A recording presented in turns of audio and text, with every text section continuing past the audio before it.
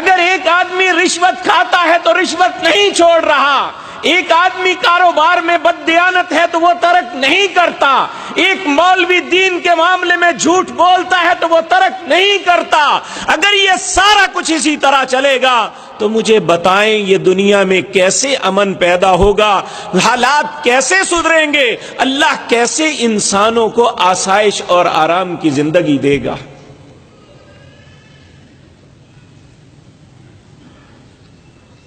تو میں آپ کے سامنے پہلی اقوام میں کے متعلق اللہ قرآن کے اندر تذکرہ کرتے ہیں کہ کیا اسباب بنے تھے ان کی ہلاکت کے۔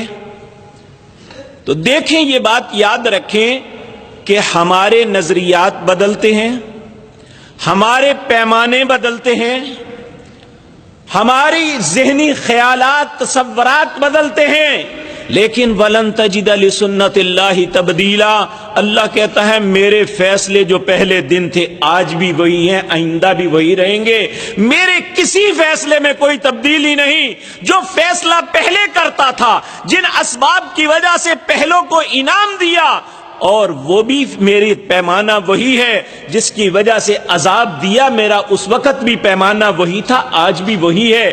اگر ان کو عذاب دیا تو وہ اللہ کے کوئی زیادہ بڑے دشمن نہیں تھے، آج اگر وہی کام ہم کریں تو اللہ ہم سے پیار کرتا رہے، کیا سبب؟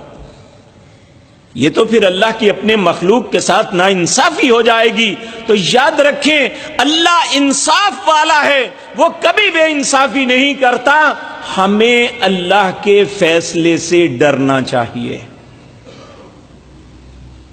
کہ ہم ایک ایسی رخ پہ بڑی تیزی کے ساتھ بڑھ رہے ہیں، ان ساری الارم جو ہو رہے ہیں، جو خطرات سے ہمیں آگاہ کر رہے ہیں، ہم ان کی طرف توجہ نہیں دے رہے۔ ہماری حیثیت اس بے وقوف کی طرح ہے جو کہتے ہیں چلنے دو، جو ہوگا دیکھا جائے گا، اور جب وہ کسی بڑی مصیبت سے دوچار ہوتے ہیں پھر اس وقت وہ چاہتے بھی کہ وہ بچ جائیں یا انہیں اس مصیبت سے نجات مل جائے تو نہیں ملتی۔ تو اللہ رب العزت 3 اقوام کا تذکرہ کر رہے ہیں جو دنیا میں طاقت کے اعتبار سے بڑی پاورفل تھی، ٹیکنالوجی کے اعتبار سے اپنے زمانے میں منفرد قومیں تھیں۔ ایک قوم سمود، ایک قوم عاد اور ایک قوم فرعون۔